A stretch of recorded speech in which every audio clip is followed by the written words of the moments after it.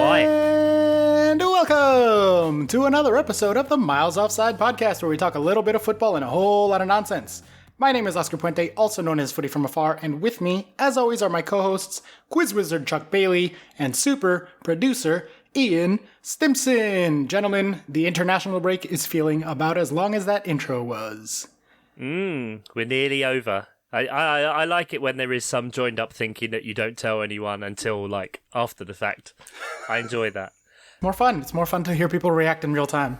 4 days away now from some real Premier League football. No more international fixtures. No more players getting detained and deported. No more coup d'etats, meaning that players have to evacuate countries. No more racists throwing cups at players and having to drink from those cups to symbolise the big fuck you to them. To be fair, it's been quite a fun international break, isn't it? Yeah, fair enough. The shithousery involved for anyone who didn't hear about this. We're not doing rapid fire news this week, by the way. We're going to get into other stuff, but I'm sure that'll cut to the core of all of you that tune in specifically to get your news from this podcast. Oh, no. Was it Brazil? Was this game in Brazil or in Argentina? I don't remember. The game was in Brazil. That was the problem. In Brazil. Okay. So the Brazilian officials show up to enforce basically like some of the Argentinian players hadn't done COVID protocols that they were supposed to do. And so they show up to sort of take them away and deport them, as Chuck said. But they didn't do it before the match. They waited until 4 minutes into the match to try to give Brazil some sort of psychological advantage in a way, the matchup. For a game that got postponed. I feel like you've done it a disservice there, because they were 4 Premier League players specifically who apparently lied on their entry visa to say they didn't come from the UK. Literal video proof that they were in the UK within the last 14 days. Didn't isolate. The Argentinians were in the country for 3 days. And now at the minute the police have opened an investigation into the 4 players for fraudulent activity. The Premier League wasn't going to send players to red list countries. Aston Villa got the special dispensation from their club, so who is it? Buendia and Martinez. But Lo Celso and Romero just went. Tottenham never sanctioned it. They just went. Yeah, just decided to go. Yeah, so now they're in Brazilian jail with the bigger boys, and probably not going to be back for Palace this weekend. Gutted. Yeah. Nuno's lack of discipline showing writ large there. Brazil, of course, famously really hot on COVID as well. They've suddenly decided that they care about COVID now. Yeah, okay, big time. The xenophobic isolation policy is my favourite, because the players that came from Britain for this game specifically were supposed to isolate for 14 days, but Willian, because he's got a Brazilian passport, can just turn up, start playing for Corinthians a couple of days after arriving. So that's layers. Very good. There are Wait, layers. are you trying to tell me that having a Brazilian passport is treatment for COVID? Is this like are we off the horse pills and onto Brazilian passports now? Like, it's hard to keep track. You don't need to shit yourself inside out with horseworming medicine and take a vaccine that turns you into a crocodile. You don't need that. Get yourself a little booklet, guys. What the fuck? Anyway. All right, well, that's the banter section done. If you are joining us for the first time, then welcome. We're very happy to have you. You chose a weird week to come in because it's international break, but we will more than happy to welcome you anyway. We are 2 Brits and 1 American, and we try to talk about the Premier League, but we often get distracted. And this week, we will be, since there's no fixtures, and none of us are particularly into the international football, despite the conversation we just had, we figured this would be a good opportunity to take a look at the summer transfer window and kind of just go around the league, all the different clubs, and see what they did, maybe give them a grade, say if they had a good window, a bad window, etc. How does that sound to you boys? Let's go. Classic international break fodder. I will just say, I do want to give something a quick shout out. I know I literally said to you before this, Oscar, about keeping things on track and keeping it tight and whatever, but wouldn't be us if we didn't go off track immediately. I want to do it on my own terms. It is an international break, but the Women's Super League started last weekend, and there's been a big new TV deal over here where basically every game is going to be on some sort of television. So the BBC had its very first free-to-air game Then who else is showing them? Sky is showing some, and I believe it's just on the FA Player as something that's available. And I checked out quite a few games over the weekend, had them on, watched some, and it was really, really enjoyable. We've been playing, a few of us have been playing on the website is She Plays, which is a fantasy football league which is based on Women's Super League. So that's been really helpful to kind of learn who plays for who and what, and my 7 players that got 0 out of 15 because they don't exist. But you'll get there. I think the biggest surprise for me was that I watched Arsenal play and it was really enjoyable. And sorry, Oscar, but they beat Chelsea. My, how the tables have turned, Ian. Do you hear this? Did you hear this guy talking just now? Talking about how much he loves the Super League and he's a big fan of the Super League.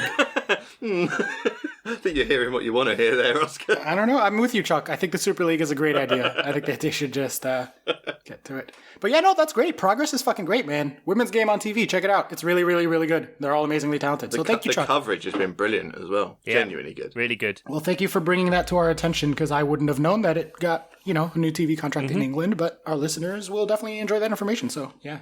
Yeah, no Lee Dixon. There you go. Can only be a positive. A little sad to be missing out on Arlo White and Lady Rebecca Lowe, but, can't win them all, I guess. But yeah, we can talk about transfers now if you want. Yeah. Let's, I'm just going to go alphabetically because I have... Because that's how I've got my notes as well, so let's go alphabetically. Yeah, that's how I've got my notes, yeah. Okay, my notes are just the Transfer Market website. Transfer Market, for those of you who don't know. Oh, I'll open that. That's a good idea. The sort of leading website on any sort of financials in the game, so they have the most reliable reporting on transfers, transfer fees, undisclosed, the stuff that you're plus undisclosed, Transfer Market usually know what's up. Everything is valued in dollars, so this is going to piss off about half of our listeners, but that's just the numbers that they have on their website for the transfer fees. Yeah, change it. If you use a VPN, mate, change it to England, you get it in pounds. Yeah, so, I've got most of them in pounds, you're all right. Perfect, great. So we'll just go alphabetically because that's how they have it. We'll start with Arsenal. Arsenal big incoming players would be Ben White. According to Transfer Market, he had a market value of 30.8. So of course Arsenal went and paid 64 million for him. Why wouldn't you? That's the last time I'm going to cite the market value because it's actually kind of a bogus formula if we're being honest, but that's still pretty fun. Also Martin Odegaard.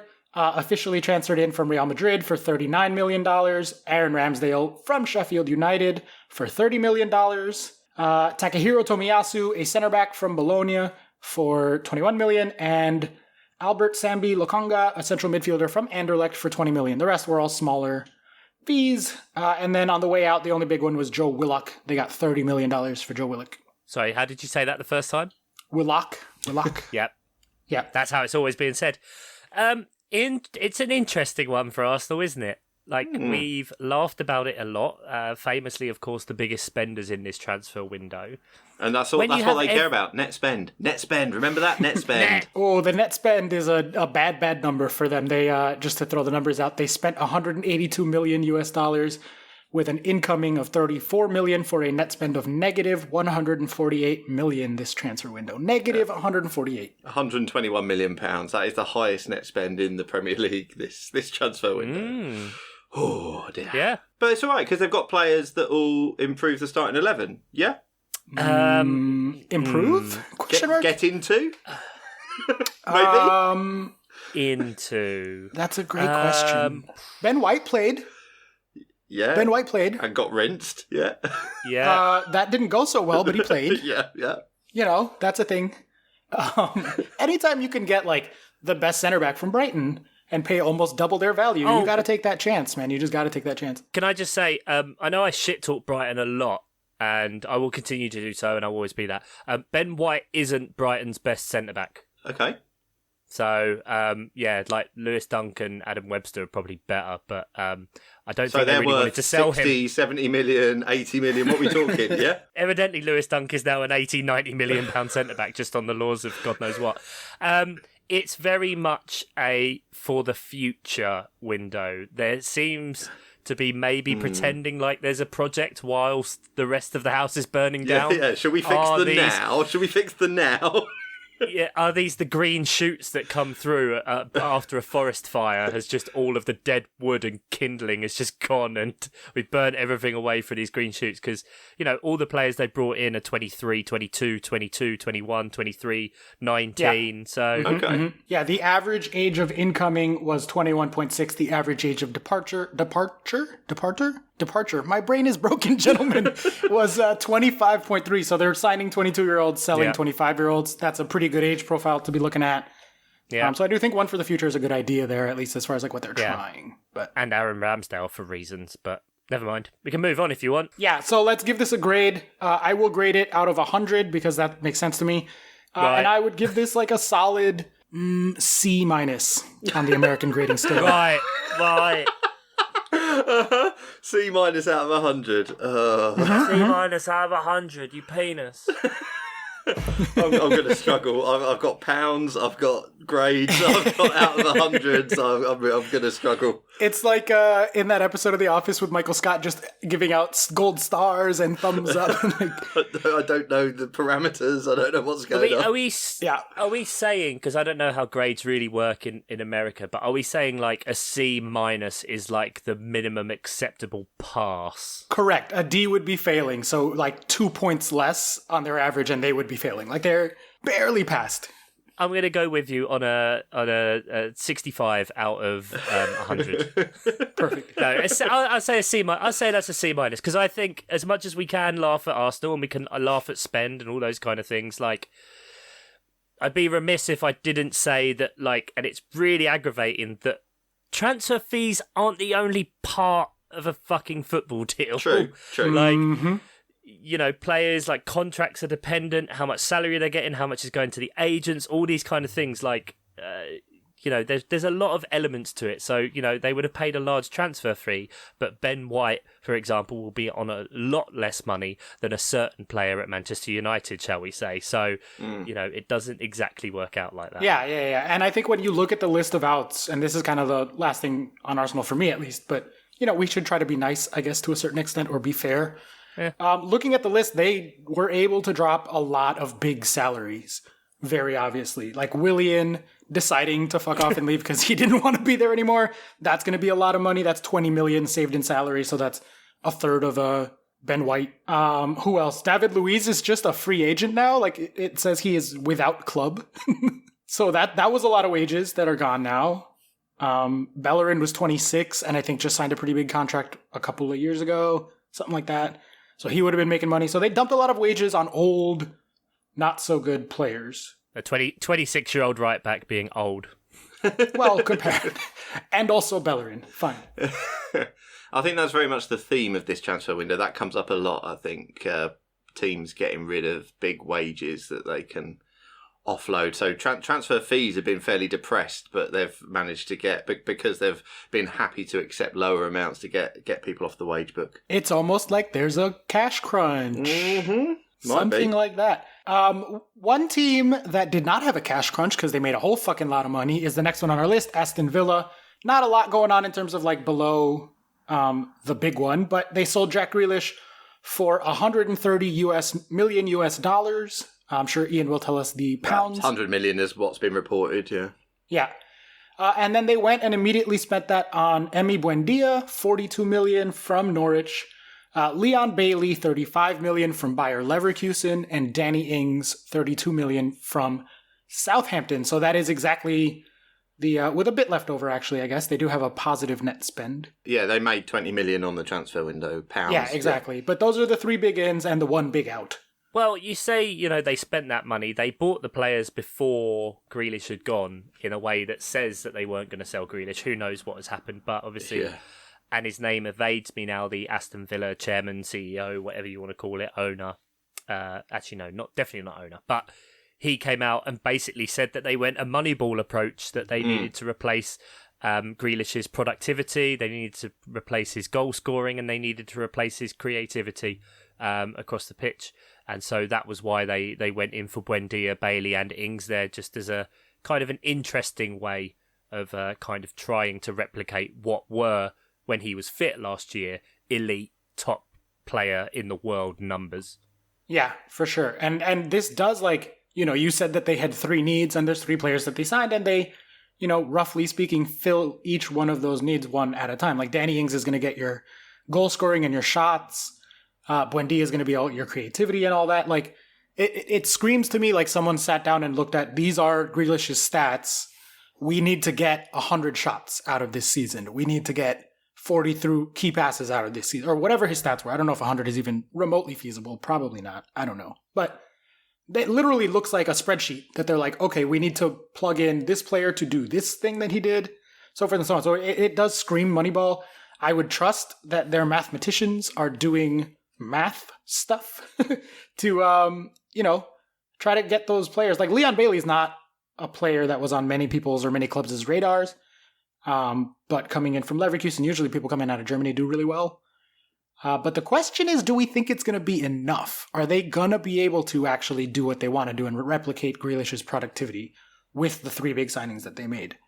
Ian, what do you think? I mean, I don't think it hurts to get those 3 players that just improve your squad all round, because ultimately the problem they've got is that Villa are not yet the sort of club that can hang on to the sort of player like Grealish is. So if he's going to go, you're also really unlikely to replace him with someone who produces such elite numbers and that. So this was the only option. I think it's incredibly encouraging that they identified the things they wanted and they went out and got them. They spent that money. If this would have been Newcastle selling a Grealish, oh geez, that money would never have been spent. So straight to sportsdirect.com, they're going to upgrade. It would have saved the high street, though, Ian. It would have saved the high street. Well, thank God. So it needs to. But yeah, they've identified it. They've spent that money. So I know Aston Villa haven't had the greatest start to the season, but these players will take a little bit of time to bed in. But I think getting that squad depth with that money it can only be a good thing. I think when we've been looking at people's 1 to 20s of where they think teams are going to finish in the Premier League, I don't think anyone thinks Villa are in danger, and they only came up the other year. So yeah. I think it's pretty impressive, to be honest. I think it's a good win. They were never going to keep Grealish. They got a lot of money for him because he recently signed a contract. So the gentleman's agreement there seemed to have worked. But they've spent the money well. I think it's a good window for them. I agree wholeheartedly, and I think the comparison that's been made recently, the one that I've seen a lot, is when Spurs sold Bale or when Liverpool sold Coutinho and how they went out and spent the money. And I think in this case of Spurs, like we saw how disastrously that went for them, turning Gareth Bale into a bunch of really bad players and Christian Eriksen. But I think that this is a fundamentally different situation because Spurs play in London, they have a history, they're like, quote, a big club like the Big Six. So there is a chance that if they put together the right package, they could entice a player who is about 100 million. You know what I mean? Like they could, if they're like, look, we have Kane, we have Son, come play for us, this is what we're going to do. Whereas in Aston Villa, like there is no world. There are no variants of Aston Villa that would ever be able to land a $100 million player, a Jack Grealish, exactly. like for like replacement. So when you look at Spurs or when you look at Liverpool and you're like, well, they could have just gone out and bought a player roughly the equivalent of Gareth Bale with the Gareth Bale money. That was an option for them. Yeah. For Villa, they're not going to make those big signings because it's fucking Aston Villa. So they have to go out and moneyball the money. And I think that once you sort of give that as a given, as a constraint, I think the signings they made are great. Agreed. Really, really good. I'd give this one an A-. No, let's say a B+. Just because it's a huge risk to let Grealish go. Not that they had a choice, but, who knows how that's going to go. What about you, Chuck? What do you give these guys? B. All right, solid B. Ian? Sorry, you didn't ask me for Arsenal, so I didn't know whether I was involved in the grading system. All right, well, why don't you give us a rating for Arsenal as well, and then... yeah, I'd go B as well. I think just because it remains to be seen how they'll bed in, but yeah, it's a good B, I think. Okay, and you just threw a little fit on the side, and you're going to have cut that, but what did you think of Arsenal's window? Fine, I'll leave it in. I think Arsenal was a D. You both said C-, but I think it was a D. I think Arteta's left himself nowhere to hide now after this break with such a high spend, so we'll see. All right, well, let's move on then to Brentford FC. I don't honestly have much here because I don't know most of these names. The interesting I noticed is that their income is literally zero. All of the players that they let go for free or on loan, which is mildly interesting. I don't know. They only spent 40 million total. Obviously, they're a very tiny club. The only above 15 million US dollars, which I think would probably be the cutoff for 10 million pounds in the UK, is Christopher Iyer from Celtic. I don't know if I pronounced his name correctly. Apologies if I did not. But that's not someone I've heard of. I don't know. Ajer, okay. I think because he's Norwegian. I'm gonna trust that they did a good job because they are Analytics FC. They were one of the first teams to adapt that. So I'm gonna give them the benefit of the doubt and give them a C-, just like we gave Arsenal. But I don't particularly know much of here, so that's just a total out of the blue thing where I'm like, I trust you guys. Let's say a B. I'll give them a B.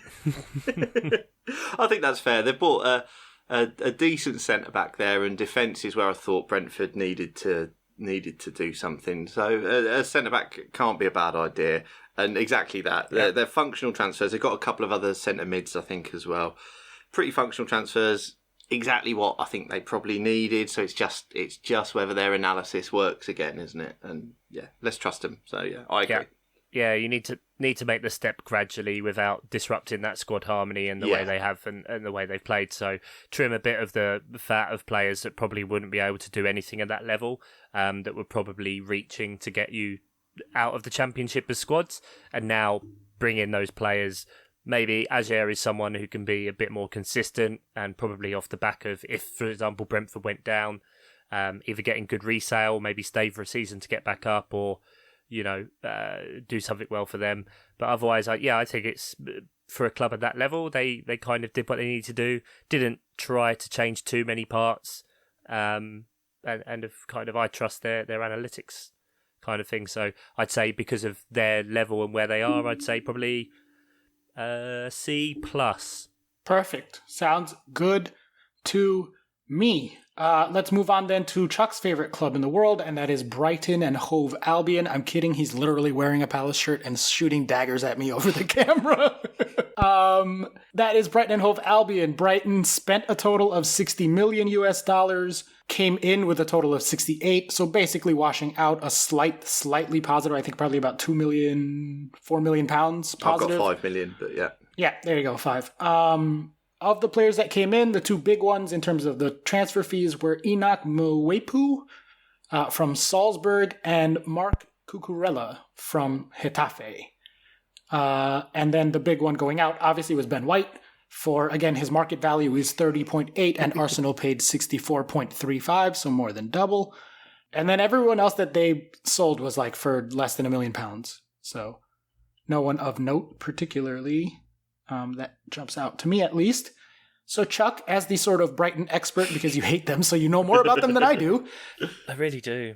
How do you give their window? Try to be slightly objective if you can. Okay.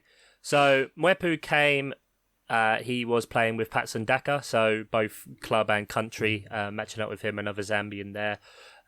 So they're trying to get a centre mid who was very good in the Austrian league for pressures, tackles, those kind of things. If you look on his stats on FBref, based on the men's Big Five leagues over a year, he's in the 99th percentile for pressures, tackles, blocks. Wow. Pinch of salt, because that's 770 minutes played.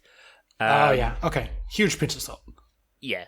I don't really know exactly how that works because it also says he played 2,000 minutes last season, so who knows.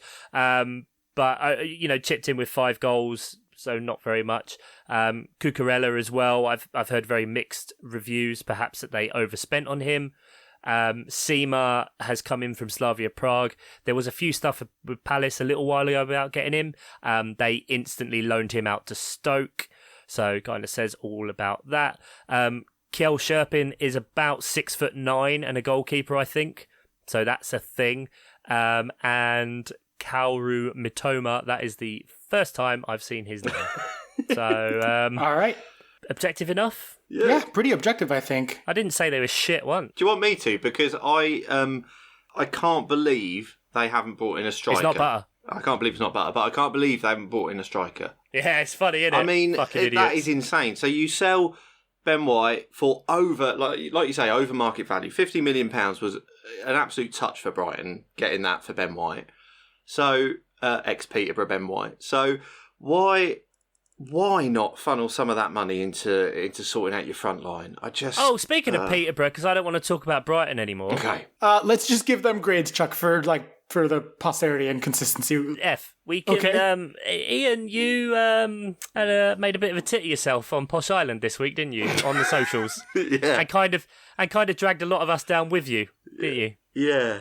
Yeah, you old fart. Don't know how to fucking use email. Yeah, I called out the club and the press officer because they hadn't got back to me about arranging something for Finlay after the FIFA Carabao Cup final that he played and that went viral on Twitter, and turned out they had emailed me back and it was in my spam, so I had to do an embarrassing climb down and apologise to the not press before officer. A load of us started sending messages. Yeah, shout out all the Patreons who jumped in and had Ian's back and were like, "Fuck Posh, sort this out, you pricks." I should have known. Really, Family Club of the Year would have sorted that out.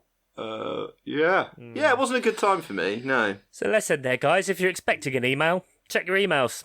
I did check my emails, you fucker. Yeah, not the spam. Yeah, but why would I check the spam? Because I emailed him first. Oh, yeah, but don't check the spam. Just go online. You are I never check the spam. Prime example of the problem with people nowadays, Ian. They're very quick to go to the mountaintop, and shout and scream, rather than just looking within themselves to find the true answers to what's going on. Well, yeah, all right? I don't want to argue with that because I quite enjoyed it, but yeah, okay, fine. Burnley. What did Burnley do in the transfer window? Burnley. How did Burnley do? Oh, there's arsehole. What? There's Oscar. Does Oscar want a grade? Does Oscar want a grade Brighton's window? Oh yeah, sure. I'll give them an A because they fleeced Arsenal for Ben White. They got £50 million for Ben fucking White out of Arsenal. So that's an A+. I don't know if they spent it well because I don't really know those players. But yeah, I mean, anytime you can fleece Arsenal like that, you got to give them a decent grade. Let's go to Stoke. No, not Stoke. Burnley. Sorry. There are Freudian slips all over the place today. Yeah. Oh yeah. 100%. The big incoming there was Aaron Lennon, probably. No, I'm kidding. No. Maxwell Cornet, Nathan Collins, Connor Roberts, Wayne Hennessy, Aaron Lennon, and Jacob Bedeau. At least some of those are names they're even dull in the transfer window. This is, honestly, so defensive and dull. On the way out, Ben Gibson. That's it, pretty much. Ben Gibson. Oh, he was like the Middlesbrough guy who was good. And then he went to Burnley and didn't do anything. Anyway, move on from that. Can't say I know a lot about Maxwell Cornet. Again, but I think Burnley have spent absolutely nothing for so many years. So the fact that they've actually, bought two players for over 12 million quid, like they're probably quite happy about that. I think that's probably more than Dice has had for the last 3 years combined. Fair enough. So, getting a bit of younger players in. Again, though, like you look at it and you say about Brighton before, like they've signed a left back, 2 centre backs, a right back, and then a goalkeeper. So defensive. It's the most Burnley window you could ever have. I was gonna say a winger, but it's Aaron Lennon, so that's generous at this point. 34-year-old Aaron Lennon. More of a walker than a winger, I think, at this point. Yeah. A shuffler, if anything. Yeah. I love how they finally spent money, and if you look at the list of clubs that they're getting the players from, it's Stoke, Swansea, and Crystal Palace, and Scunthorpe. Jesus Christ. You know what I mean? Like, 4 of their 6 transfers are coming in from those places. So, like, I've just never seen any European football whatsoever. They did get someone from France and someone from a team, but the someone from a team I don't know is Aaron Lennon, so that barely counts. But Kayserispor boys, a Turkish team, but Brexit means Brexit, Oscar. They didn't vote for it, all right? They're not going outside. There you go. I don't know, a C? Yeah. An F because I'm so fucking bored. D. Fucking Burnley. Yeah, I'll say C just because of lack of knowledge. Yeah, I got no idea. Just boring. Yeah, we're going to be giving a lot of C's out for lack of probably, knowledge. Whatever, this is entirely arbitrary. Anyway, speaking of C, let's move on there to my beloved club. That's Chelsea FC.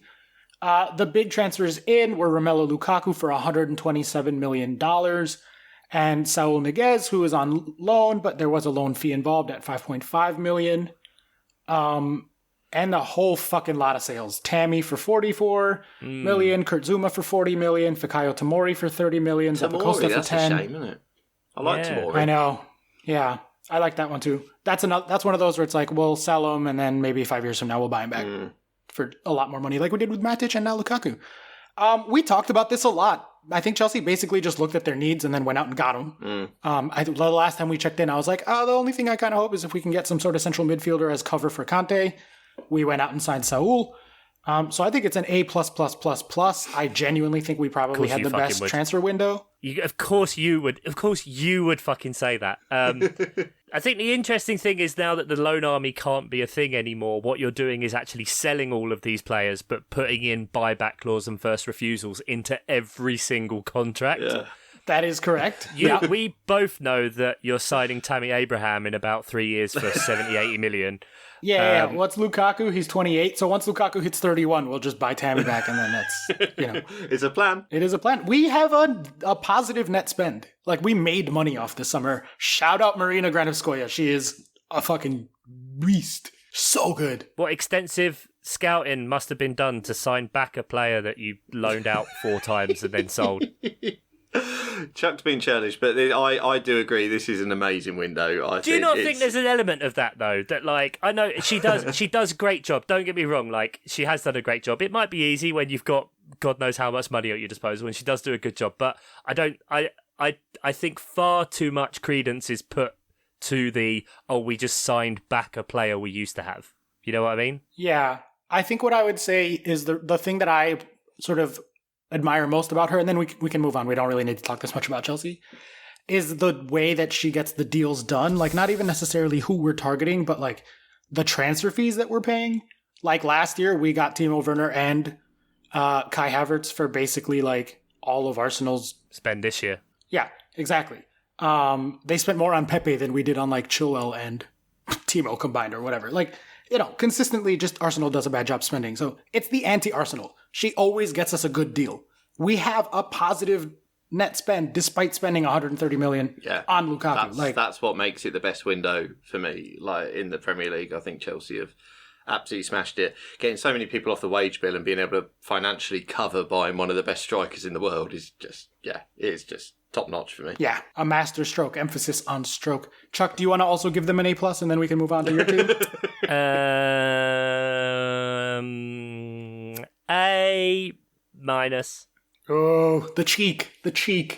You got to earn it. Yeah, fair enough. You still Crystal Palace then up next. Hang on, wait 1 sec. Can I just check? Yeah. Danny. Okay, so you did get rid of Danny Drinkwater, so I'm making it an A. There we go. I'll give you an A. We convinced him to go on loan to Reading. That's the first I'm hearing of that. But okay. The first Danny's hearing of it. £50 million.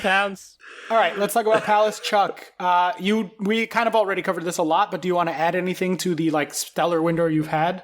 Well, since last time, the last time we recorded was when the Edouard stuff, we weren't sure about it, and then obviously that went through on deadline day, a buy for you that is. Yeah, that's a good one. It's always an interesting one when you see, so specifically with Edouard, there were Brighton fans and West Ham fans, I think, going off for quite a while, saying that they would really, really like him. And then he's like really good and would be great and add something. And then the second he signs for your club, he's like, nah, shit, this is it, shit. All the Celtic fans are like, fuck that guy, blah, blah, blah. Like, he wasn't even that good. His performance dropped off a cliff. He scored 29 goals last season. Like, hang on a minute.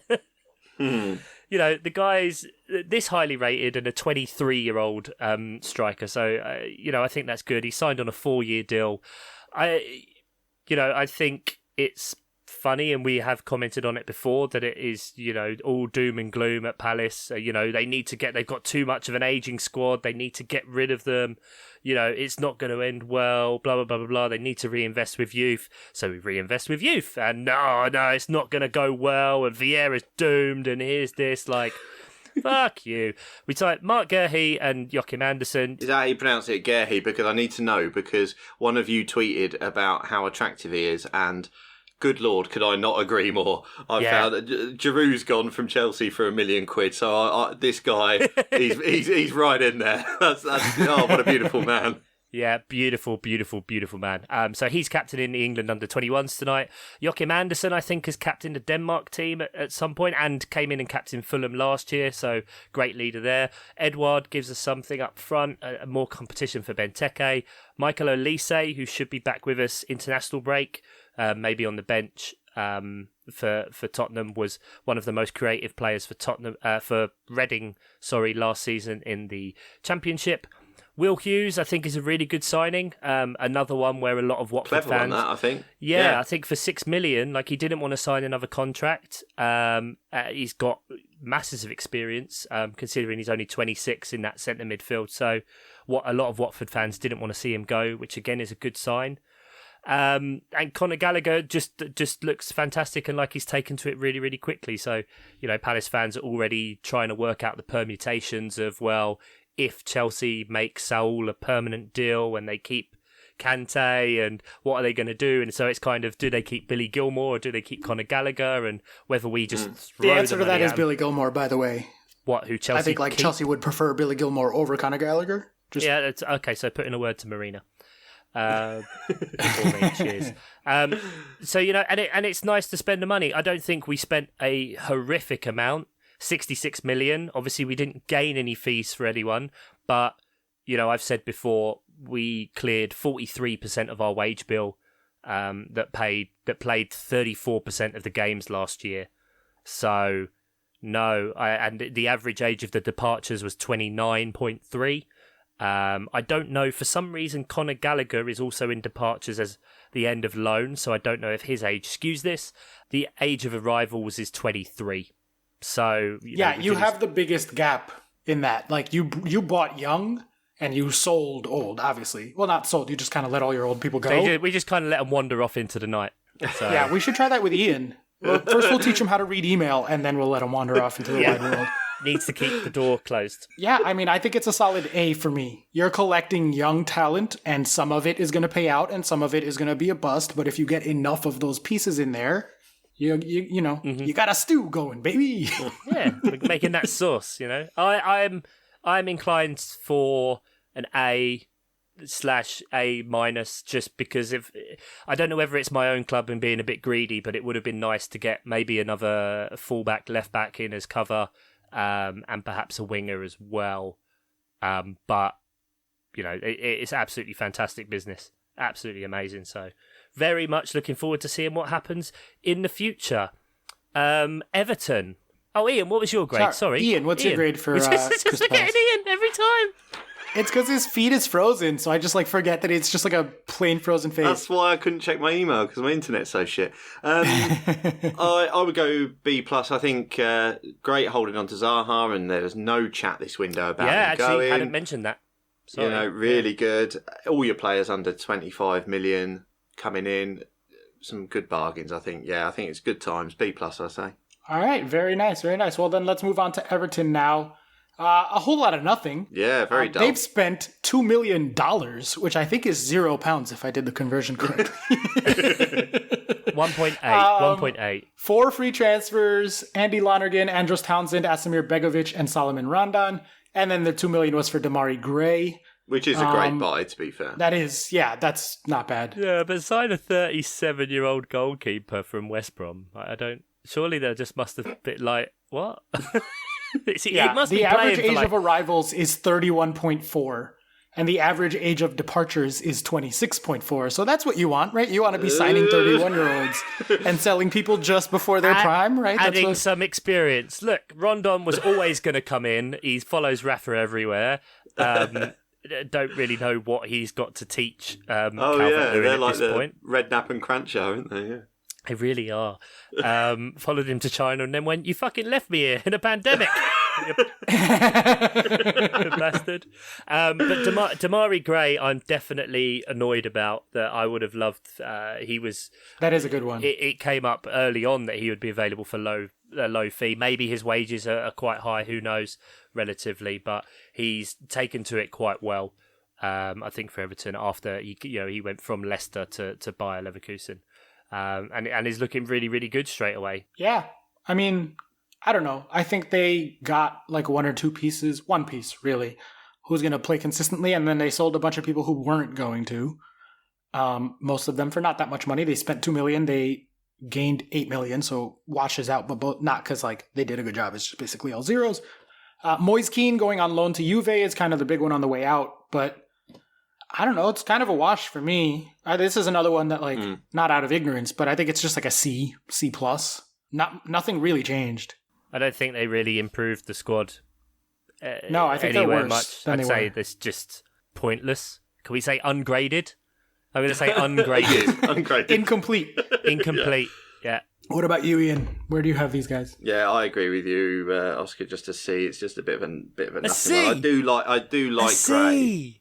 Well, what A you know? C.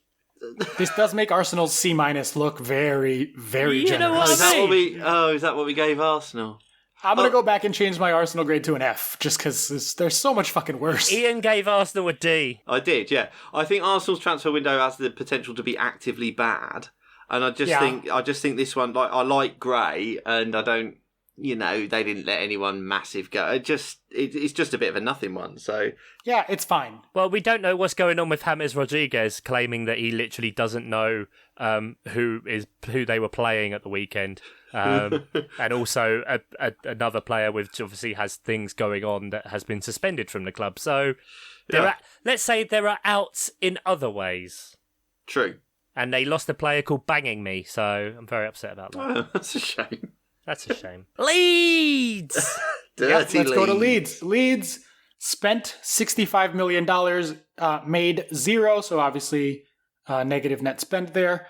Daniel James coming in from United for $32 million is kind of one of the biggest ones. And then Junior Firpo, Jack Harrison, who I think was already there, but maybe on loan. Yeah, he was on loan from Man City. Yeah. For 3 years in a row. Yeah, I was like, what? They signed Jack Harrison. Just fucking sell me already. And then the transfers that left were all free transfers, mostly old people.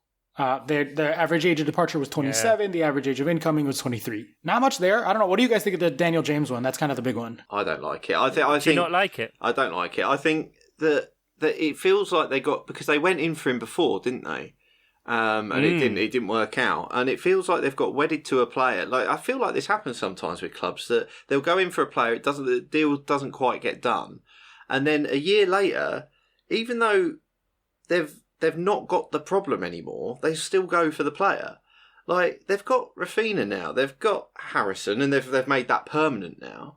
I don't know that there's any problem that Dan James is the solution to, and it's a lot of money. And I just, for me, it's not a good transfer. Well, it is for Dan James, but I just, I don't like the amount of money, to be honest. And I think they've got decent players in those sorts of positions already. I think it's actually the fee may be a bit too much, but I don't think that's a bad buy for Leeds whatsoever.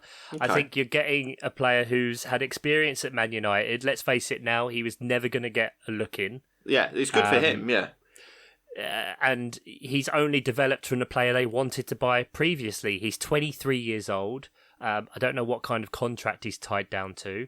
And what you potentially need in a Bielsa game, where you're able to wear down the opponent and burn them out because you're just fitter than them, it's just bringing on like a ridiculously fast guy later on. And so, in that way, I kind of trust what Bielsa would say, even if on the surface of it, someone paying £26 million for Daniel James, it seems like a lot, but I think it's paying that much for a 23-year-old winger who's got Premier League experience for a couple of years. Fair enough. I don't think it's that bad. If there's a manager that's going to improve him, it'll be Bielsa. Yeah.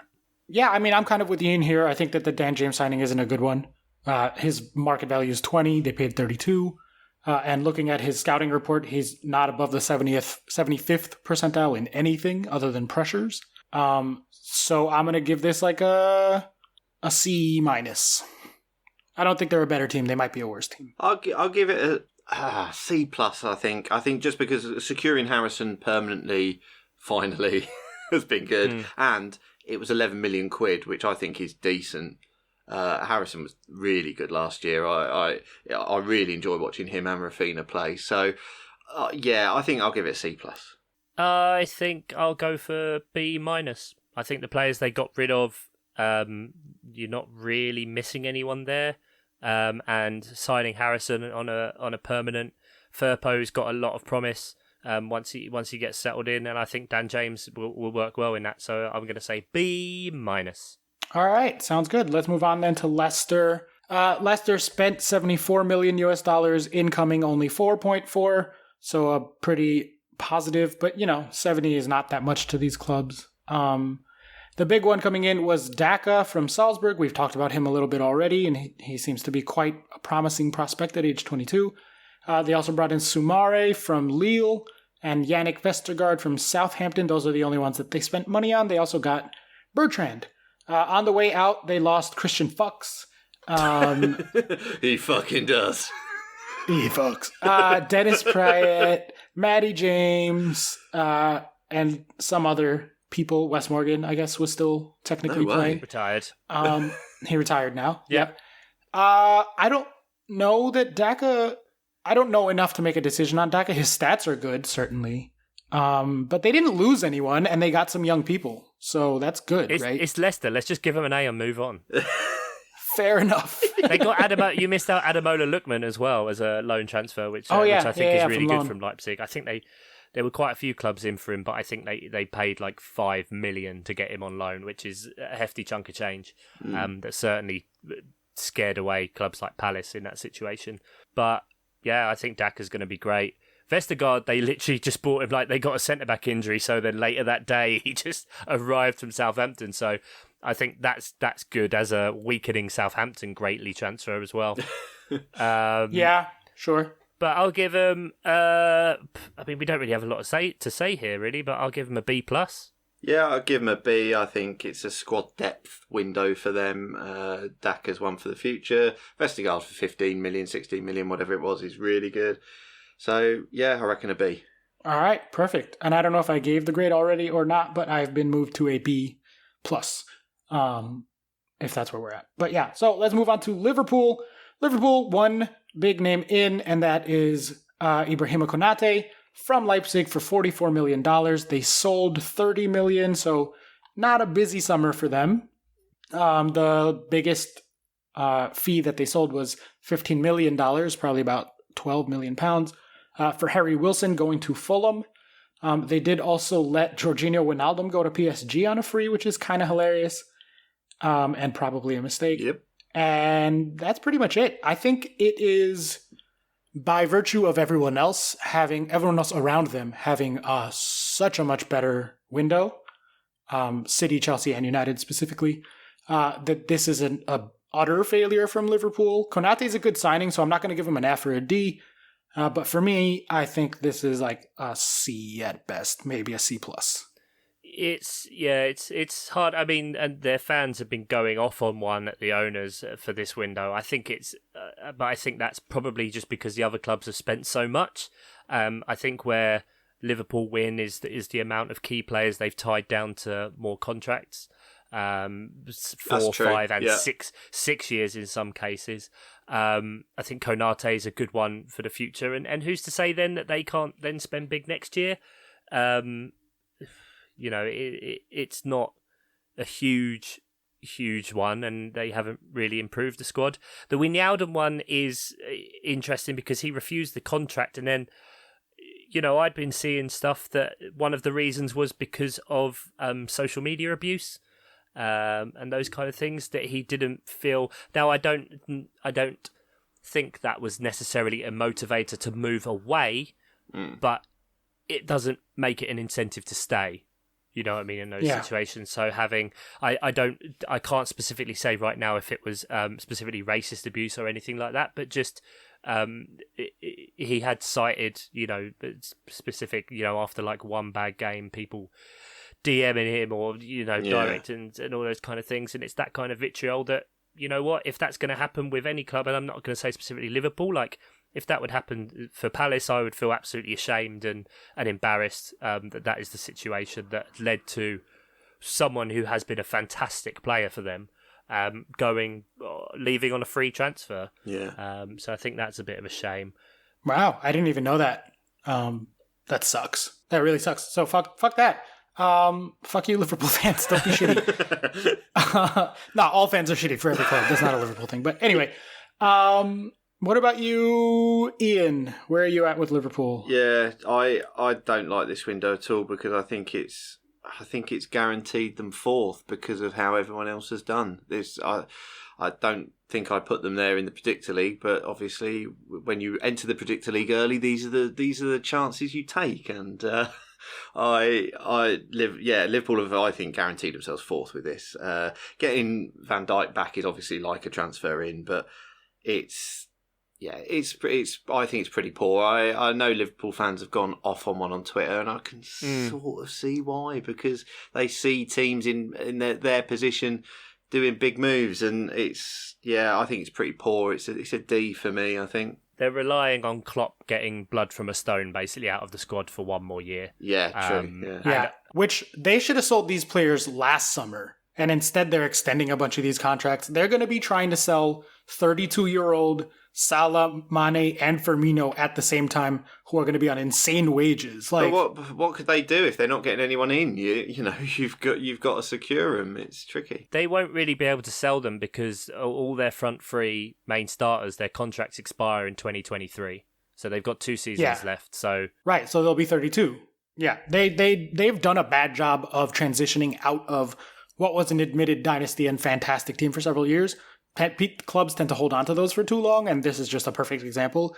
They probably should be trying to sell those people as much as possible at this point for their long-term club prospects. But yeah, did we all give them grades? Chuck, did you give them a grade there? Just because of the contracts for some of the players, but also have to factor in not really adding any attacking reinforcements, as it were, and they've had a few injuries. I'm probably going to say C-, but I feel dirty saying it. I'd like to give them more, but I think on balance of everything, somewhere in the C range. Let's just go C. Yeah, okay. Straight C.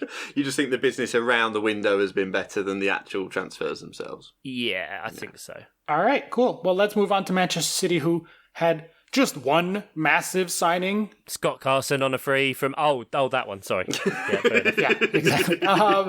Jack Grealish, 25-year-old left winger, probably one of the most talented, I should say, wingers in the Premier League, coming in from Villa for 130 million. They also signed someone named Kaki from Fluminense, which is kind of amusing. And then they, some usual amount of players out. That's just kind of what they do. No one for a ton of money. Angelino went to Leipzig. Jack Harrison, we mentioned, went to Leeds, but he hadn't actually been there anyway. Sergio Aguero is allegedly at Barcelona, but he has not been seen or heard of him in a few weeks. He can't get in. Did you not read the stuff that he said about the Barcelona training ground? Yeah, no, I know. That's what I'm joking about. Like, what the hell? He can't. They won't even let him in. Turn on the lights for little Sergio, for fuck's sake. Maybe they're so much in debt that they can't get in to put money in the meter. Yeah, they're on.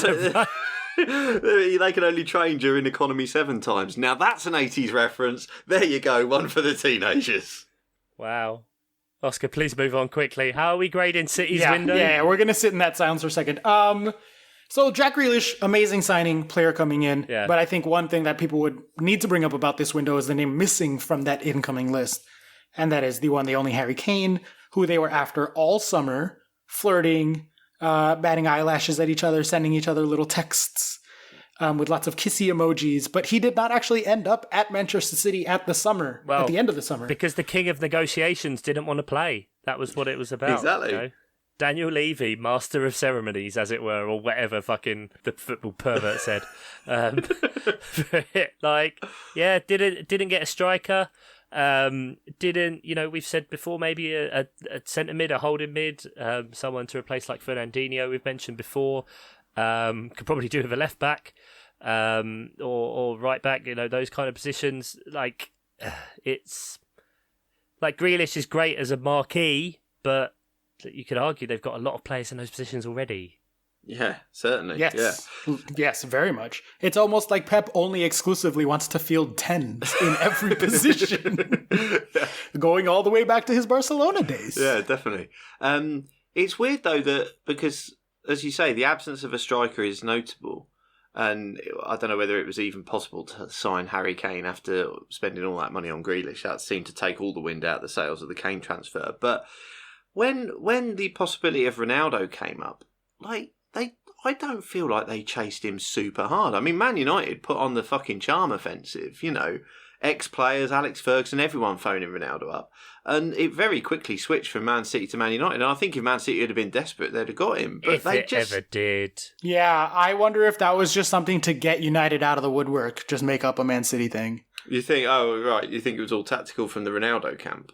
Yeah, people use us and City and United as sort of boogeymen to be like, uh-oh, Chelsea are interested, you better sign them now. Yeah, but then it's weird because he could have filled that striker hole, but Man City just didn't seem that bothered. I mean, maybe they know something I don't, but about 36-year-old players who have played in a slow league coming back to the Premier League. I'm not saying it'll be rubbish.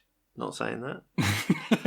Just saying that. We said this about City last summer, though. We said they needed to sign a striker, and then they didn't sign a striker. And so I think the way that we phrased it last year is there was a messy shaped hole. F.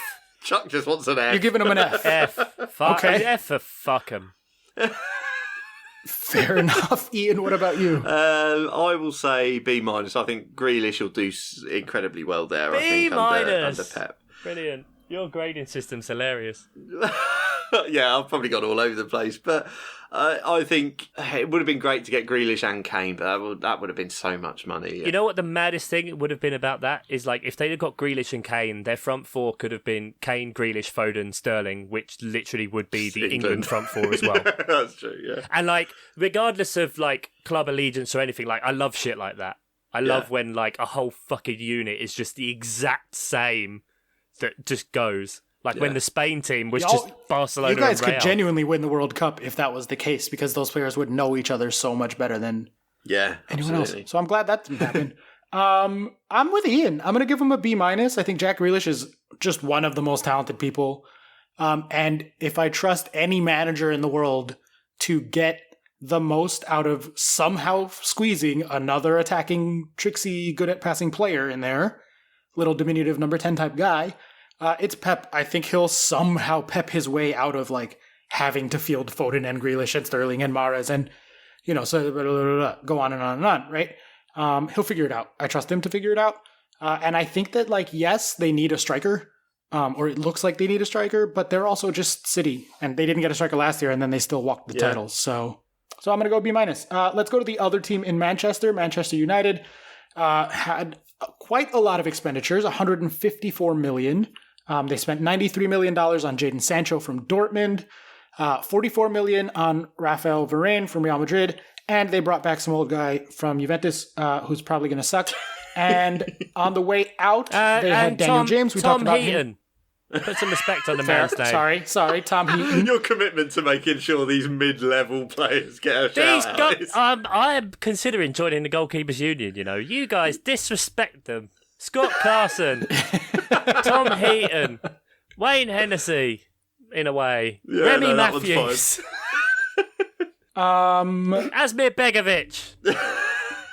He's just going to keep screaming goalkeeper names. Andy Lonergan, for a reason. I don't know. Yeah, good. Yeah. Not Aaron Ramsdale, though. Are you done? Yeah. Okay, perfect. Daniel James was the big out, 32 million. That's it. That they made 32 million off him. And a loan fee for Andreas Pereira, but it was $1 million. So, like, nothing. I'll throw to myself first. Sometimes I like to do that. And I'm going to say they had a very, very fucking good window. I think that the Ronaldo transfer specifically was a bad transfer. Because I think that he's talented at specific things that would have worked at, like, City, where all he would need to do is stand at the penalty spot and put all the chances away. He is not someone who can carry a team anymore, and I don't think that he's going to be a huge difference to Man United. Of course, I'm going to look like a total fucking asshole at the end of the season with that take, but that's where I'm at. But I think Jadon Sancho is just one of the most talented young players in the world. And I think that's an amazing transfer that scares the shit out of me because he's so fucking good. And I think Varane is, like, shit. That's really good. I wonder where you were going with that one with Varane. Varane is like, shit. No, it's just a good signing. He's just really good. I don't know. So I would give this like a solid A-. I think that I think the Ronaldo thing is not the best transfer, but they only spent $16 million on it. Obviously, he's going to be on insane wages, but whatever. And I think Sancho and Varane are just really fucking good. So I'm going to give that an A-. I do wonder about Real Madrid selling their centre-backs. They aren't ones to just let players go. I know there's the whole Mbappe bullshit, but I don't know if this is going to sound like a dickish take. I think Varane might be a bit overhyped, potentially. Like, I don't think his creation has been as high the last couple of years. Creation, you know what I fucking mean. Performances, there we go. So we'll see on that one. But yeah, Jadon Sancho is like great, and I like him, and he's a fun player to watch.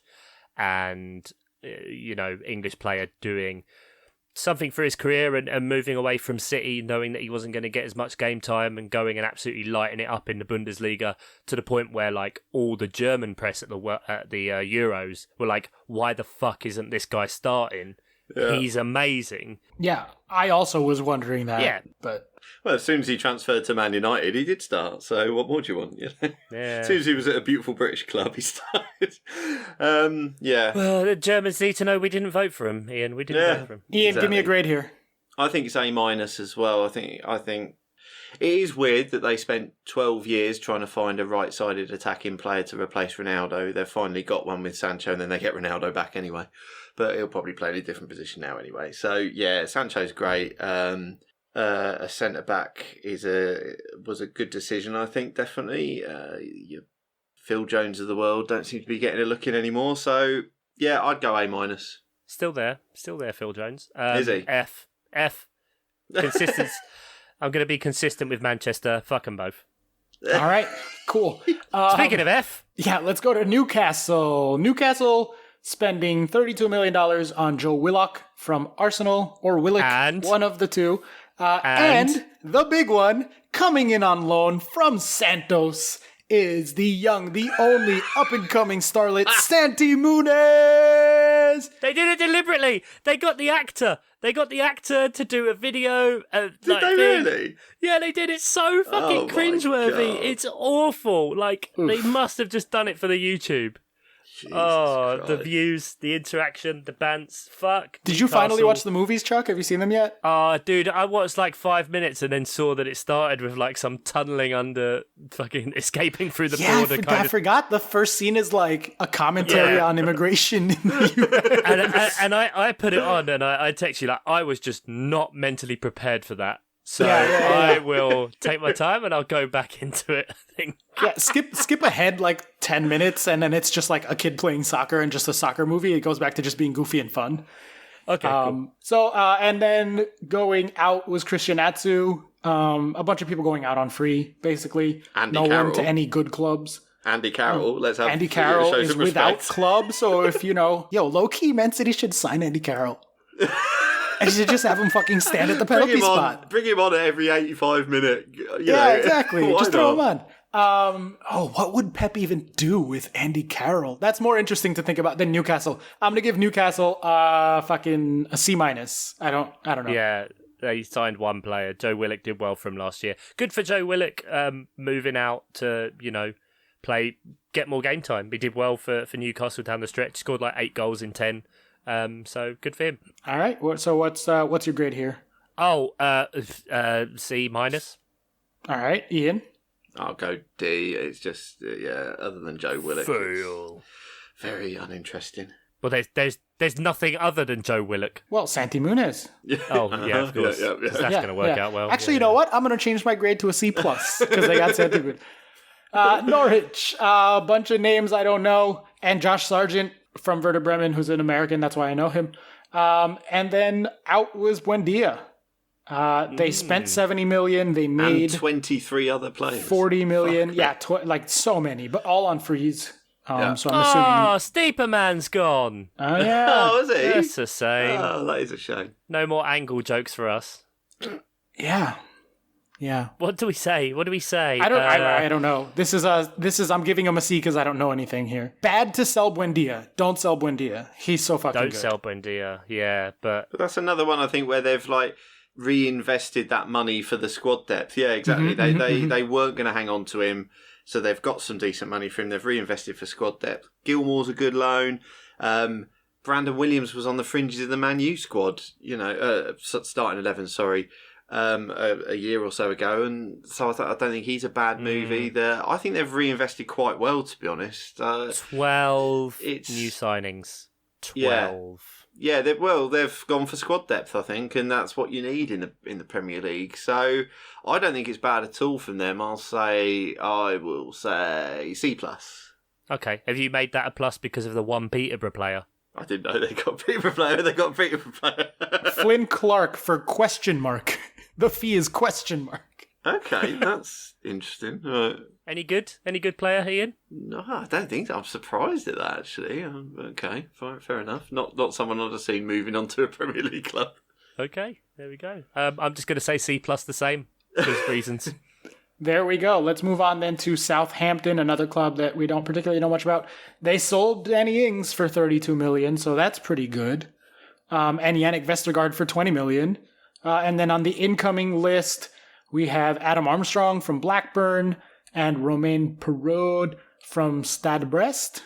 Brest. Yeah, there we go. And Theo Walcott on a free coming into Southampton. I don't recognize, other than Theo Walcott, who is not particularly good at this point, I don't really see that much on the incoming list, and I see Danny Ings and Yannick Vestergaard out. It's saying a lot that there's two highly rated Chelsea products on there and you don't recognise them. Yeah, Livramento. Tino Livramento and Armando Broja. I don't know Armando Broja, to be honest, but I do know Livramento. He's pretty good. Yeah, they got him for 5 million as well. That's a good buy, I think. That's pretty cheap. Yeah, that is actually really cheap. Damn. Yeah, 18-year-old straight in. Yeah, I think that's definitely I think that's like a Palace kind of one. Let a few older players go, sign some really young players, try and build that squad again. You know, Adam Armstrong, he was second. Where was he scoring in the Championship? Third, sorry, behind Ivan Toney and Teemu Pukki last year. He did take, I think it was 70 more shots than the next person, 60 more shots than the next person to get there. So, right. You know, but there's some of his numbers that do look quite good. His non-penalty XG was like the highest of any player in the Championship. Nice. Oh, that bodes really well then. And then the rest of them I don't really know a lot about, I can't say. But, you know, everyone seems fairly highly rated for what they are. It's a good, I think, for a team in Southampton's position, similar to kind of Palace, about 6-7 signings is a really good number. Because there's enough there that you push the kind of squad, get a bit more competitiveness within the team, and you've also got a few more options. So I think that's quite good. Did you give them a letter grade there? B. B. All right, Ian. How are you feeling about their window? I don't like it. I've got C-. I don't like it. I don't like it. Don't like it. Danny Ings, selling Danny Ings. That's it. Ings really, out, I don't think Adam Armstrong is a replacement, and Che Adams has never properly stepped up.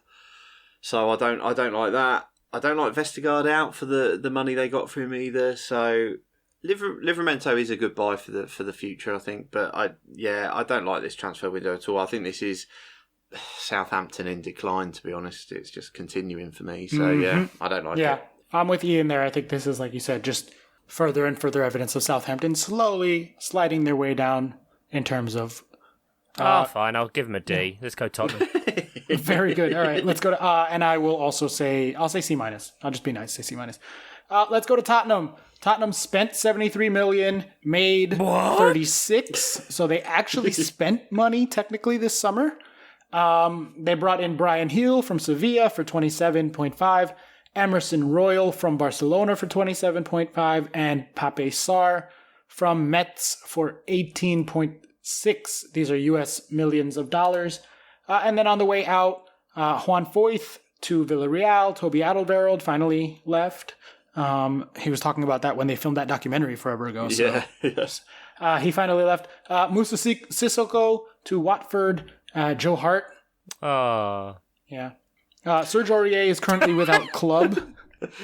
Serge Aurier pulled a Willian and then didn't get a move. He's just waiting. He didn't get a move. So now he's him and David Luiz are just like hanging out in the parking lot, kicking the ball back and forth, being like, "Someone want to sign us?" Yeah. Could you imagine the pair of them? That'd be fucking mental. Yeah. I think they made good signings.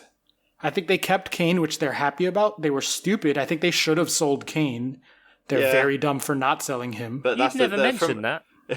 Yeah, but from a purely playing perspective, forget the fact that I do agree with you that money that was potentially on the table possibly should have been negotiated and taken. But from a purely playing perspective, keeping him, that's good for this season for them. Yeah, for absolutely. This season, yeah. They need to, if the way I see it now, because they haven't sold Kane, and I can't see it then happening in general.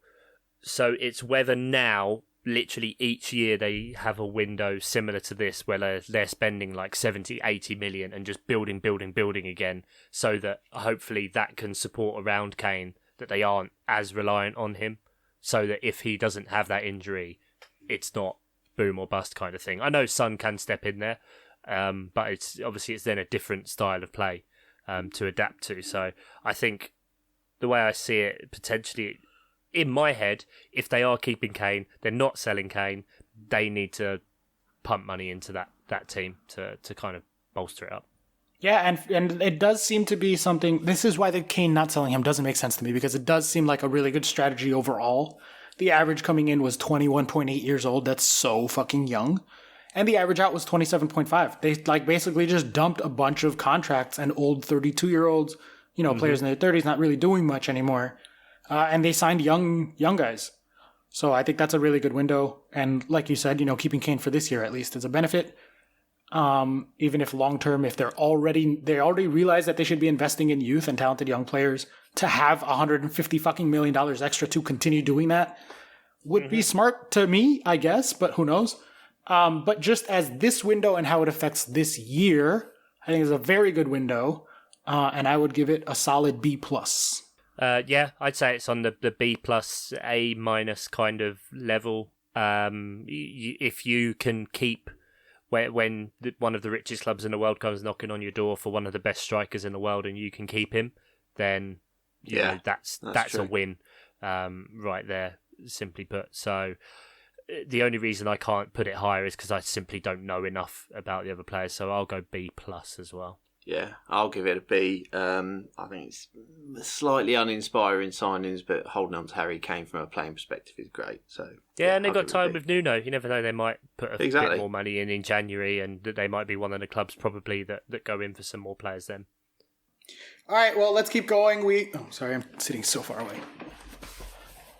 All right, well, let's keep going. We are up to the W's, so we're up to the section of the table that I know nothing about. Watford FC signing 11 players at an average age of 25.7, none of them more than £10 million, and selling 21 or 22 players with an average age of 25.4, and none of them for more than £5 million. So, there's a lot of names on these lists, but they got promoted and they sold players and then bought some players. But yep, sold Isaac's Success, was not successful. That's a shame. Yeah, they scattergun. I don't know. I don't know how to feel about this. I do. It's an F. They've done nothing. They're fucked. This is an absolute relegation transfer window. I mean, Norwich and Brentford went up, but they've spent proper money. They've had a look at what they need, and it's just such a nothing window for them. I think this is Sissoko. Yeah. Well, Joshua King. Sissoko's good. Sissoko's a really good signing, even if he's old. Danny Rose. No, this is guaranteed 20th place for them for me. Oh. Okay, well then, Billy Big Balls. We're not getting any hotter than that. Yeah, I have no opinion here, so I'll go with Ian and give it an F as well. F, yeah, F. Perfect. West Ham United then signing Kurt Zouma from Chelsea for $39 million US dollars. Vlasic from CSKA Moscow for $33 million US dollars. Alex Krall, Craig Dawson, Alphonse Areola, and on the way out was just one person that they made any money for, and that's Felipe Anderson. They also lost Balbuena and other people as well. I think this is a good window. They got two very, very good players in Kurt Zouma and Nikola Vlasic, and they didn't really lose anyone that mattered at all. Yeah, always good when you sign a player for 34 million and then they go out on loan twice and then you sell them for 3. Fucking hell. Sure. That is less than good. From Lazio, back to Lazio. Lazio do things clearly like reverse Chelsea. They sell their players out and then buy them back for a massive fucking discount the next time. Yeah, why not? Yeah, they don't bother putting sell-on fees in their transfer contract agreement. So, yeah, I've just closed the wrong tab. Who did they sign? Zuma. That's Zuma quite and good. Vlasic. That's good. Vlasic comes very highly rated. Featured for Croatia national team quite a bit. Kral is one of their Czech contingent with Souček and the guy, the Sofal. Thanks, Ian. Yeah, I really can't find the tab. Where's the fucking tab? You probably closed it. I don't know if I did. Never mind. Yeah, so I think that's quite a good window for them. And again, they've spent money. Their fans won't be happy that they spent 65 million quid, but it is what it is. Well, it's Moyes being given the backing of a decent season that he had previously, isn't it? Did have a really good season. Really good season. You know, they've got Europa League this year, so they've got a bit of squad depth now that they desperately needed. The only disappointment, I think, is no Lingard. That's a shame. Maybe it'll happen in January. It felt like that was going to get over the line, but nothing really happened. So that's a bit of a disappointment. But for me, it's a decent window. I'd go B, I think. Yeah, I think it makes sense. The Lingard one's interesting. Like, I can admire him for wanting to stay and fight for your place or whatever. Yeah, but it's not happening, is it? He's going to have more. He's probably going to have more minutes for England this year. Yeah, probably. You know, than West Ham, which is than Man United, which is a weird one. But yeah, maybe in January they go because he did really well for them. C plus. Okay. I think they could have done with a few more players for depth, especially with Europa League. And it's whether they will just not concentrate as much on this. But they've got off to a really good start this season. And if Antonio can fire well, that's great. But they don't have another striker. Yeah, that might be a problem.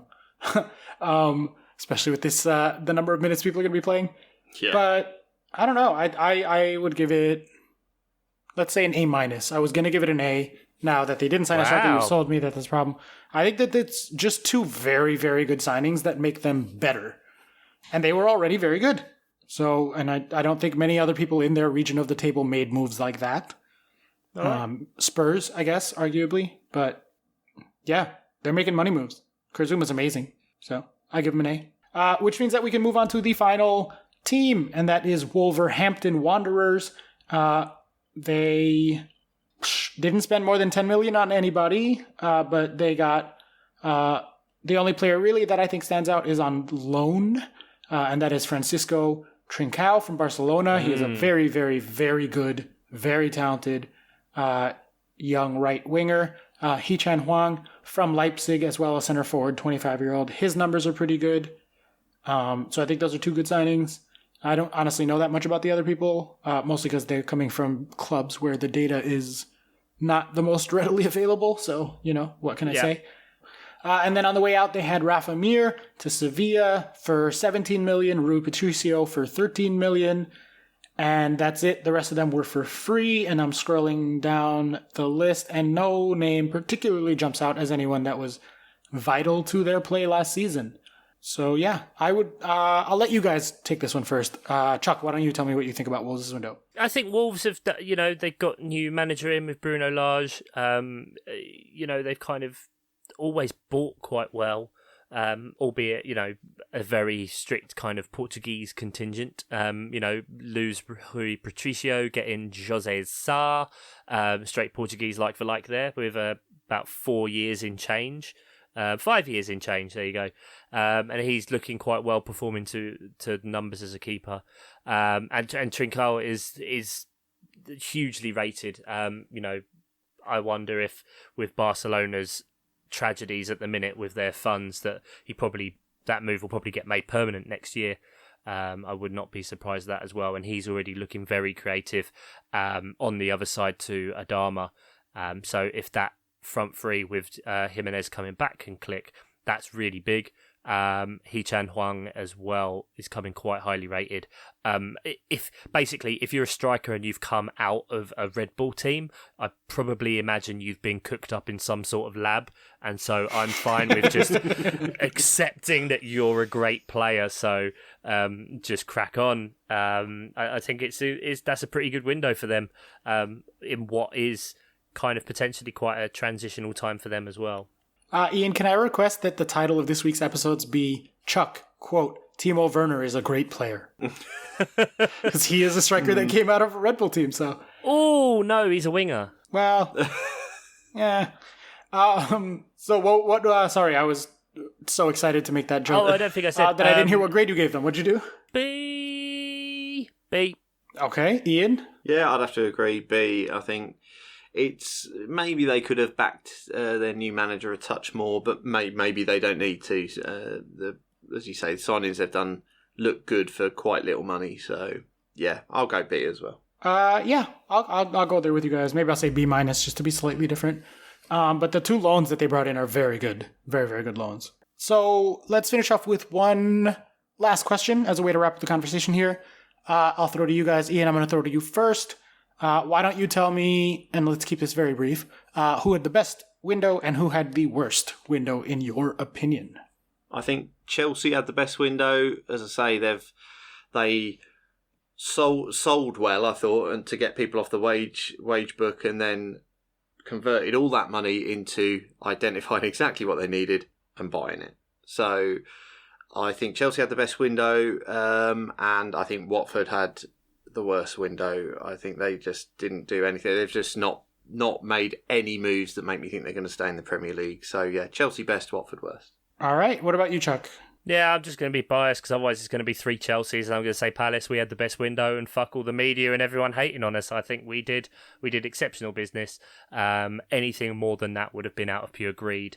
I don't care what anyone says. Worst window, yeah, I'm inclined to go with Watford as well. I mean, it helps that I don't like them. So it does help. Yeah, let's go Watford. Sure. All right, and then for me, obviously Chelsea I think had the best. I literally said that before, but everybody knew I was going to say that anyway, but I think in this case it's actually true. And then for worst one, I'll stick to what I know, so I'm going to stay above like 10th place or even like 6th place. And I'm going to say that of the big teams, Liverpool had the worst window. Right then. Well, gentlemen, I hope you've been paying attention because it's time for...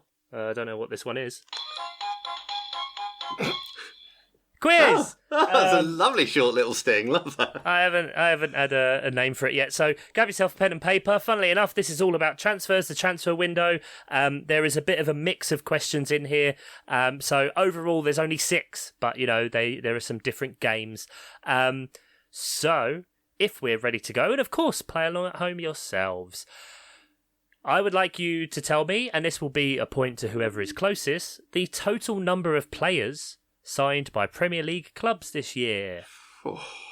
That is all of my data is from transfermarkt.com. Okay, so I would now like, and it's again the closest, I need the total amount spent on transfer and loan fees declared. The next one, so we have an option. This can either be, the next 2, they can either be multi-part quiz answers, or you can do a bluffer for them. Which would you prefer? Let's go traditional. Traditional quiz answers. Okay. Actually, I'll do that for the first one, then do bluffer for the second one, because I do what I want. Okay. You are the quiz wizard, so. I need you to name the 6 most expensive, quotes, players from this window. So that is the transfer fees that paid the most. I've done 6, because 5th place is a tie. Is that Premier League specifically? Yeah, Premier League in. Okay. While these guys write it out, you can support this shit show at patreon.com/milesoffsidepod. You can join a plethora of good people. Producer Johnny Worthington, producer Nate Whitten, and now... oh, no, that's not a good sting. Well, let's go for this one. Producer Mark Daffin! Hey! Welcome to the crew. Okay, that should have given you enough time. Well, I say welcome, you're already here. But that should have given you enough time to write down 6 answers, yeah? Yep.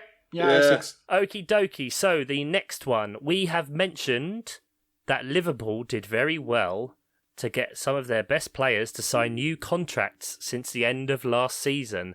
There are 8 players. Oscar, I'm going to give you the bid first. This is a bluffer, baby, mini bluffer. Oscar, you get the bid. How many can you name? Let's start off at 3. 3. Ian, can you go higher than 3? No, I don't think I can name them. What? Shit. I don't know who signed. I don't know. Damn it. I figured if I bid low enough, you would take one, and then I was just going to hand it off to you right away. Oh, come on. Right, Oscar, name 3 Liverpool players that signed new contracts since the end of last season. Okay, I'm going to say Jordan Henderson, I'm pretty sure, was one of them. I'm going to say Sadio Mane. Oh, you fucking dickhead. Ian gets the point. Yeah, there you go. We brought it up on the pod that their front 3, their contracts expire. Bad times. Never mind. So, Alisson, Trent Alexander-Arnold, Virgil van Dijk, Robertson, what's his name? Andy, Jordan Henderson, Fabinho, Adrian, and Kelleher are the 8 Liverpool players who signed new contracts. So, point to Ian automatically. And the last one is a classic, higher or lower. So, here's how it's going to work. Oscar, I'll give you first pick of set A or set B. B. So, there are 9 teams here. I'm going to give you the total spend. This isn't net spend. This is the amount of money spent in pounds in transfer fees, right? And you're going to need to tell me if the next one is higher or lower. Now, before you move on to the next club, I will give you the option whether you want to stick or twist, because each club is worth a point. And if you get to the last one is worth 3 points for a total of 10. If you get one wrong, you're on 0. So it's like all or nothing, basically. You can keep going. You can bank at any time, and then it ends. You freeze and you save those points. All right? Perfect. So that sounds good. Set B, we start off with Wolverhampton Wanderers. They spent £23.7 million. The next team is Southampton. Did they spend more or less? Higher or lower? Lower. No, Southampton spent more than Wolves. Oh. You're out at the first Can hurdle. I keep playing just for the fun of it? No, we haven't got time. No. Okay, all right, fair enough. Glad I went to the fucking effort of this. Right, Ian, so you get set A. We have Brentford FC. They spent £34.4 million in this window. The next team is Liverpool. Did they spend more or less? Higher or lower? Lower. Oh, for fuck's sake. They literally spent 36 million quid on one player. Oh, this was worth it for Ibrahima Konate. Oh, so, that guy. Yeah. Right, well, you both get 0 for Sorry, that one. I had net spend in my head. I had net spend in my head, even though you said it was total. Thank you for that, Ian. I appreciate that. That was very kind. Effort, brilliant. His commitment to doing a quick podcast. So there we go. So, all right then. Well, total numbers of players signed by Premier League clubs was 114. Oh, I said 200. You put 200. Ian, what did you put? 220. What? Yeah. Hey, point to me. You thought every club signed 10 to 11 players? Yeah, every time I looked, it seemed like there were loads on the in column. But okay. Yeah, no, 114. So Oscar gets a point.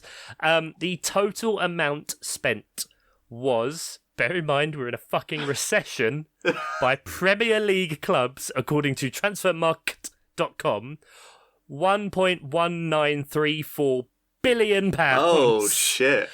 So 1.2 billion is probably what you're looking at being closest to. Oscar, what did you put? I said 1.3 billion. Fuck, Ian? Well done. I put 800 million. Wow, way off. So point to Oscar. The 6 most expensive players. So tied in 5th place was the aforementioned Ibrahima Konate and Raphael Varane on £36 million. You then had Ben White on 52.65, then Jadon Sancho 76.5, Romelu Lukaku 103.5, and topping them all, Jack Grealish on 105.75. Grealish, Lukaku, Sancho, White, Konate, Varane. Let's fucking go! I got all 6, baby. Oh, nice. I got 4. Ian got the point for the Liverpool players. Oscar got the first 2. Oscar got 6. My maths tells me that Oscar's won. Well Ian, played. Play the music. It's up to you. Hey! You got the right one as well. New York. Taking it up to 2 apiece, a classic Desmond. Well done, Oscar, for going from behind like that. And that rounds off the quiz. So glad I put in so much effort into that. Anyway, well done, Chuck. Well done. Thanks. I'll just use it again later, I guess. Yeah. Finally, fixtures. Premier League is back this Saturday. The early kickoff is Crystal Palace versus Tottenham Hotspurs. Early kickoff, we're going to win. Then at 3 o'clock, we have got 6 games. Yeah, let's have it. I thought they made 3 o'clock games illegal. Punishable by death. Who knows what it is? Your classic relegation scrap, 20th, 30th versus 19th at this point. Arsenal versus Norwich. We have the Bird Derby, Brentford versus Brighton, Leicester versus Man City, Man United versus Newcastle, Southampton, West Ham, and Watford Wolves. Another W derby in there. Rounding off Saturday, Chelsea are at home to Aston Villa. Then on Sunday, just the one game, unfortunately, which is Leeds versus Liverpool, the L derby. And then Monday night football, Everton Burnley. Well, I mean, Oscar, you must be pumped there for a Chelsea win. Aston Villa, half of their squad are detained in South America. Yep, including their 2 good players. So, Happy that's days. not bad. Ian, who have Peterborough got this weekend? Sheffield United, so that's a guaranteed L. Oh, for Sheffield. And he could have started playing the music a while ago, but yeah, there he is. I never know. I never know when. You always know when. It just shuts me up and makes it happen. You know, it's brilliant. So thank you all very much. We're glad to... I mean, you're probably listening. Are you listening at this point? Doubt it. Tweet us, Pomegranate, if you are listening. Say goodbye, Oscar. Pomegranate! Say goodbye, Ian Stimpson. Bye-bye. Thanks, Nate Whittam, Johnny Worthington, Mark Daffin, you beautiful fucking bastards.